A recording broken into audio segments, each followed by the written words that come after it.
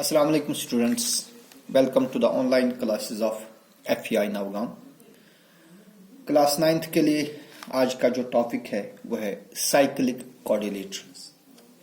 देखिए बेटा, cyclic quadrilateral क्या होता है। Consider a circle.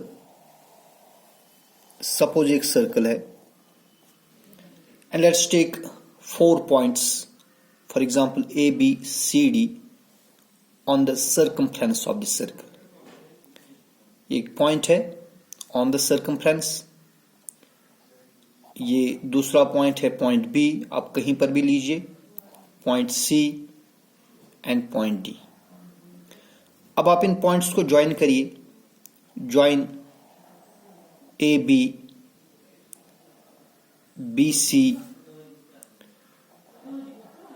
C D and A D. So in this way a quadrilateral is formed, quadrilateral ABCD। और इस quadrilateral के चारों वर्टिसेस कहां पर है, वो सर्कल के सर्कमफ्रेंस पर। तो ऐसे quadrilateral जिसके जो वर्टिसेस है वो लाई कर रहे होंगे एक सर्कल के सर्कमफ्रेंस पर, ऐसे quadrilateral को हम बोलते हैं cyclic quadrilateral। So we say that a quadrilateral in which all the 4 vertices lie on the circumference of the circle is called a cyclic quadrilateral। ठीक है ना, बहुत ही इंपॉर्टेंट डेफिनेशन है ये। इसके बाद इसी quadrilateral के रिलेटेड एक थॉर्म है। थॉर्म इस तरह है,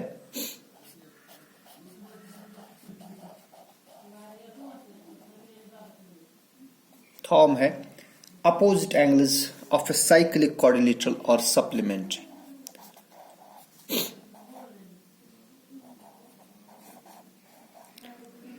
opposite angles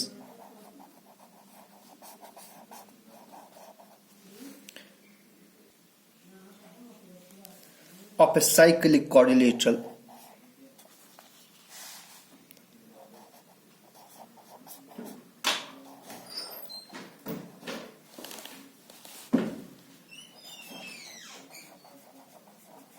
or supplementary। तो सप्लीमेंट्री एंगल्स आपको पता है, supplementary angles are those angles whose sum is 180 degree। So in other words, we have to prove that in quadrilateral, cyclic quadrilateral ABCD, angle A plus angle C is equal to 180 degree and angle B plus angle D is equal to 180 degree। यह हमें prove करना है, ठीक है। So we have given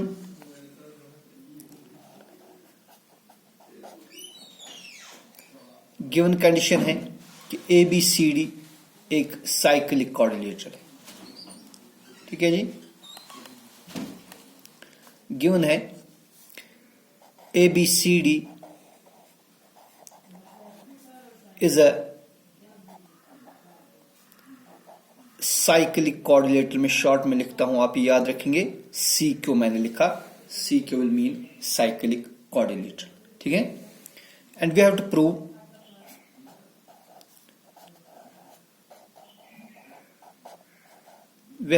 that angle A plus angle C is equal to 180 degree। That is, they are supplementary। And we have to show that angle B plus angle D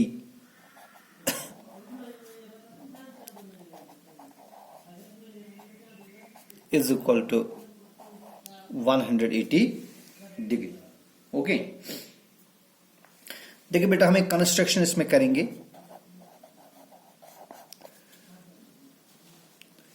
ये मानिए circle का centre है, suppose centre of the circle O। इस O को हम join करेंगे with all the 4 vertices, with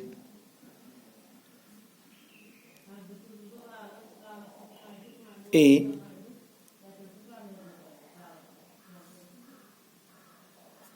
तो हम इस सेंटर को ज्वाइन करेंगे, join OA OB,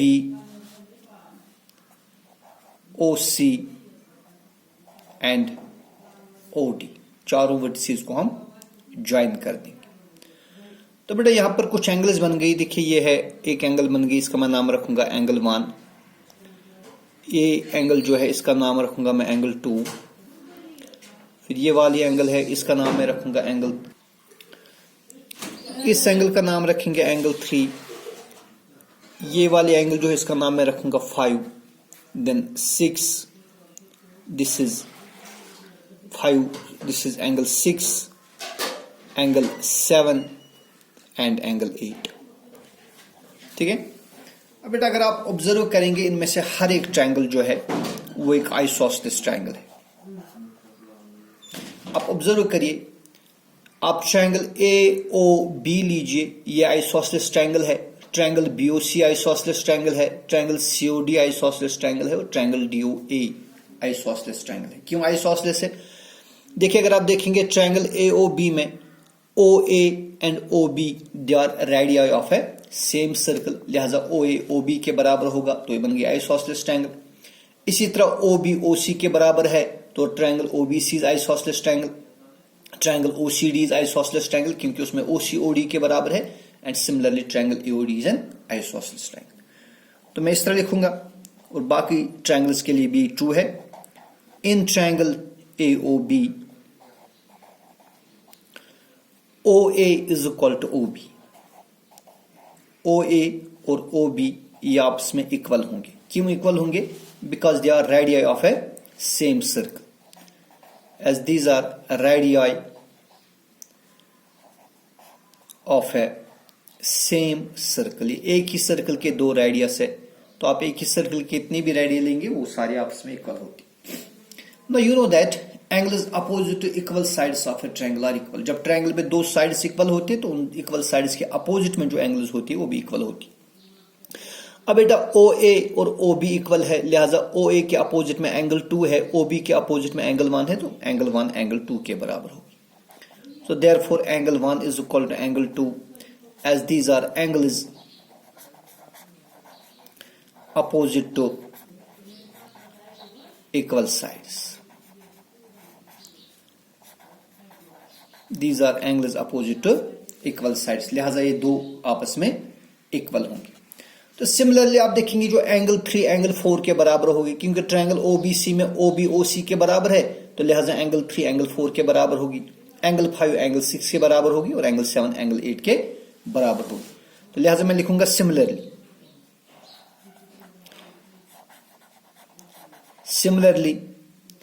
angle 3 is equal to angle 4।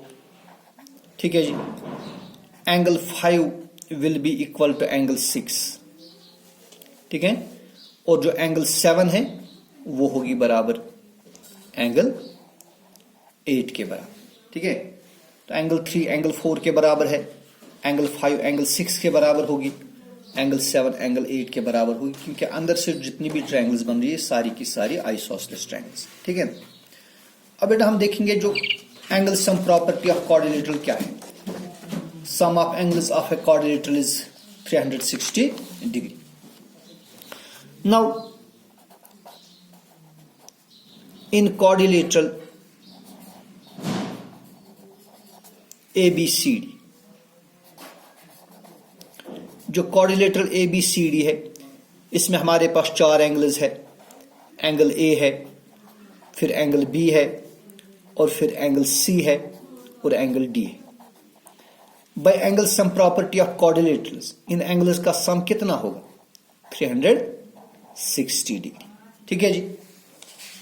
अब आपने देखा जो इसमें चारों एंगल्स है, चाहे A B C D है, हर एक एंगल के दो दो हिस्से हो गए। जैसे एंगल 1 का, एंगल A का 1 और 8, एंगल B 2 और 3 में डिवाइड हो गया है, एंगल C 4 और 5 में डिवाइड हो गया, और एंगल D 6 और 7 में डिवाइड हो गए। तो बेटा हम क्या लिखेंगे फिर? जो एंगल A है ये किसके बराबर है? It is equal to angle 1 plus angle 8। ठीक है ना। इसी तरह आप देखिए एंगल B किसके बराबर है? Angle B is equal to angle 2 plus angle 3। ठीक है। So angle 2 plus angle 3। Angle C किसके बराबर है? एंगल 4 प्लस एंगल 5, और एंगल डी किसके बराबर है, angle 6 plus angle 7 is equal to 360 degree. ठीक है जी, शाबाश। अब देखिए बेटा, जो एंगल 1 है ना, एंगल 1 किसके बराबर है, एंगल 1 एंगल 2 के बराबर है कि नहीं। तो हम क्या करेंगे, हम एंगल 1 के बदले एंगल 2 लिख देंगे, या एंगल 2 के बदले एंगल 1 लिख देंगे, उससे कोई फर्क नहीं पड़ेगा। तो हम क्या करेंगे, जो एंगल 1 है इसके बदले में एंगल 2 लिख दूंगा, बिकॉज जो एंगल 1 है वो एंगल 2 के बराबर है। फिर एंगल 8 को आप रहने दीजिए, इसको ऐसे ही रहने दीजिए एंगल 8 को, ठीक है। फिर जो एंगल 2 है keep it as it is, इसको ऐसे रख देंगे। फिर जो एंगल 3 है ना, एंगल 3 किसके बराबर है, एंगल 4 के बराबर, तो एंगल 3 के बदले आप एंगल 4 लिखिए और एंगल 4 को ऐसे रहने दीजिए। फिर एंगल 5 किसके बराबर है, एंगल 6 के बराबर, तो एंगल 5 के बदले एंगल 6 लिख दीजिए और एंगल 6 को आप ऐसे रहने दीजिए। और एंगल 7 किसके बराबर है, वो एंगल 8 के बराबर है। So we get angle 2 plus angle 8 plus angle 2 plus angle 4 plus angle 4 plus angle 6 plus angle 6 plus angle 8 is equal to 360 degree, isn't it? Sure. अब बेटा देखिए यहाँ पर हर एक एंगल दो बार आती है, एंगल 2 2 बार है, so we write twice angle 2, ठीक है जी। एंगल 4 भी 2 बार है, we write twice angle 4। Angle 6 भी 2 बार है, so we write twice angle 6। और एंगल 8 ये भी 2 बार है, so we write twice angle 8 is equal to 360, ठीक है जी। देखिए भाई, एंगल 2 जो है ना, एंगल 2 को मैं ज्वाइन कर दूंगा किसके साथ, एंगल 2 को एंगल 3 के साथ ज्वाइन कर देंगे, ठीक है। हाँ जी, तो आपने देखा ट्वाइस एंगल 2 बन गया, तो एंगल 2 और एंगल 2 2 बार है, हो गया ट्वाइस एंगल 2। एंगल 4 और एंगल 4 2 बार है, हो गया ट्वाइस एंगल 4। एंगल 8 और एंगल 8 2 बार है, और एंगल 6 और एंगल 6 भी 2 बार है, तो हर एक एंगल 2 बार होगी। तो बेटा मैं इसको इस तरह लिखूंगा, ट्वाइस एंगल 2। अब देखिए, अभी आपने देखा जो एंगल 4 एंगल 3 के बराबर है, लिहाजा मैं एंगल 4 को एंगल 3 के बराबर लिख दूंगा, ठीक है। या आप चाहे तो आप यहीं पर एंगल 4 के बदले एंगल 3 लिख सकते हैं, उससे कोई फर्क नहीं पड़ेगा। तो मैं एंगल 4 के बदले लिखूंगा angle 3, so it is twice angle 2 plus twice angle 3, then plus twice angle 6। और एंगल 8 किसके बराबर है, एंगल 7 के बराबर, तो ये बनेगा ट्वाइस एंगल 7, ठीक है। देखिए भाई, 2 कॉमन लीजिए, इन दो में से आप 2 कॉमन लीजिए, तो क्या बनेगा, ये बनेगा twice angle 2 plus angle 3, twice angle 2 plus angle 3। इसी तरह यहां से लीजिए आप 2 कॉमन, ये बनेगा twice angle 6 plus angle 7 is equal to 360, ठीक है जी। आप 2 कॉमन लीजिए। देखिए भाई, अगर आप एंगल 2 और एंगल 3 को आपस में मिलाएंगे ना, एंगल 2 और एंगल 3 को आप मिलाइए, क्या बनेगा, ये बनेगा एंगल बी, है ना। So it is twice angle B plus twice. इसी तरह आप एंगल 6 और एंगल 7 को मिलाइए, एंगल 6 और एंगल 7 को मिलाने से आपको क्या मिलेगा, आपको मिलेगा एंगल डी, ठीक है। So it is twice angle B plus twice angle D is equal to 360 degree. अब आप 2 लीजिए फिर से कॉमन, अगर आप 2 लेंगे कॉमन तो अंदर क्या रहेगा, ये बनेगा angle B plus angle D is equal to 360 को हम लिखेंगे product of 2 and 180, 2 into 180 is 360, so that we cancel 2 and 2, sorry 2 and 2 हम कैंसिल कर देंगे, वहां क्या रहेगा, वहां रहेगा angle B plus angle D is equal to 180 degree. लेकिन एंगल बी और एंगल डी कौन सी एंगल्स है, these are the opposite angles of cyclic quadrilateral ABCD.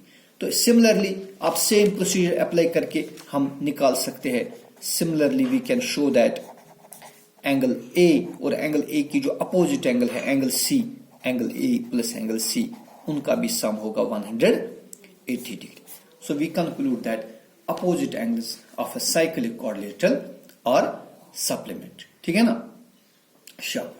अब बेटा इसी थ्योरम का एक कन्वर्स स्टेटमेंट देखिए, हमने इसमें देखा कि जो साइक्लिक क्वाड्रिलेटरल होता है उसके अपोजिट एंगल सप्लीमेंट्री होते हैं।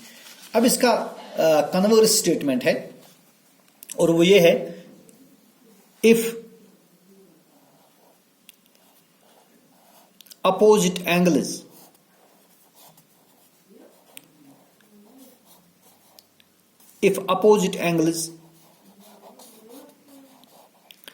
of a quadrilateral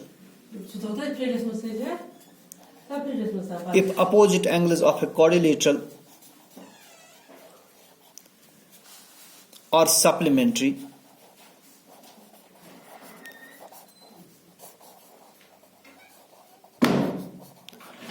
then it is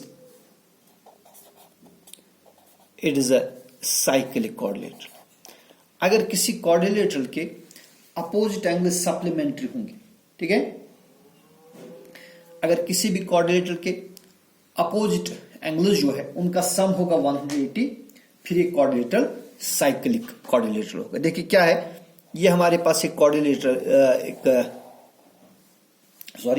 ये एक सर्कल है, ठीक है, दिस अ सर्कल, और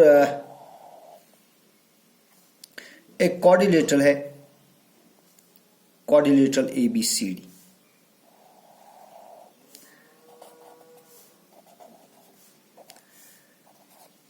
इस क्वाड्रिलेटरल ABCD में अपोजिट एंगल्स यानी एंगल A और एंगल C इनका सम 180 है, और एंगल B और एंगल D इनका सम 180 है, ठीक है ना। So we have given in quadrilateral ABCD, in quadrilateral ABCD, angle A plus angle C is equal to 180 degree, और आपके पास है angle B plus angle D is equal to 180 degree. We need to prove, हमें prove करना है कि जो quadrilateral ABCD है ये cyclic quadrilateral. To prove quadrilateral ABCD is a cyclic quadrilateral। नहीं बेटा, हमें ये प्रूव करना है कि जो A, B, C और D ये तीनों वर्टिसेस कहां पर है, ये सर्कल के सर्कमफ्रेंस पर है, ठीक है ना। देखिए हम सपोज करेंगे इनमें से कोई एक पॉइंट ये सर्कमफ्रेंस पर नहीं है। Let us suppose that let ABCD is not a cyclic quadrilateral। देखिए बेटा हम सपोज करेंगे जो ABCD है ये साइक्लिक क्वाड्रिलेटरल नहीं है। Suppose it is not a CQ cyclic quadrilateral. तो इसका मतलब हो गया फिर इन चार वर्टिसेस ABCD में से कम एक वर्टेक्स ऐसा नहीं है, ऐसा है जो कि सर्कल पर नहीं है। And let D is not on the circle. Suppose करेंगे जो पॉइंट D है या वर्टेक्स D है ये सर्कल पर नहीं, ये सर्कल से बाहर कहीं, ठीक है ना। एंड सपोज करेंगे and let E and let suppose that ABCE is a cyclic quadrilateral. हम सपोज करेंगे D जो है ना ये मानिए सर्कल पर नहीं है, सपोज ये E है ABC एक से, तो फिर ये ABCD कैसा होगा। फिर देखिए बेटा ABCD फिर इस तरह का एक क्वाड्रिलेटरल होगा।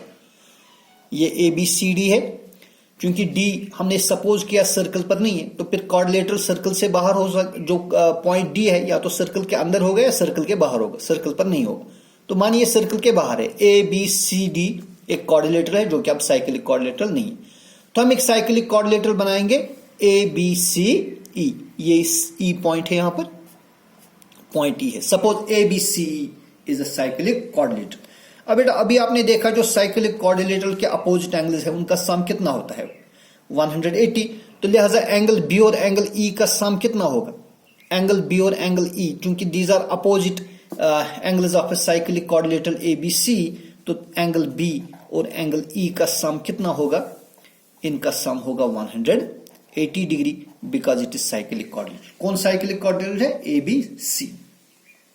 लेकिन आपके पास गिवन कंडीशन यह है कि angle B plus angle D ये भी किसके बराबर है? ये भी 180 के बराबर है, but angle B plus angle D is equal to 180 degree, है कि नहीं? अब बेटा आप इन दो को ऑब्जर्व करिए, angle B plus angle E is 180 और angle B plus angle D is 180। इसका मतलब हो गया angle B plus angle E, this implies angle B plus angle E is equal to angle B plus angle D, क्योंकि इन दो का सम भी 180 है, इन दो का सम भी 180 है। तो आप एंगल बी और एंगल बी कैंसिल कर दीजिए, वहां क्या मिलेगा आपको? वहां मिलेगा आपको angle E is equal to angle D.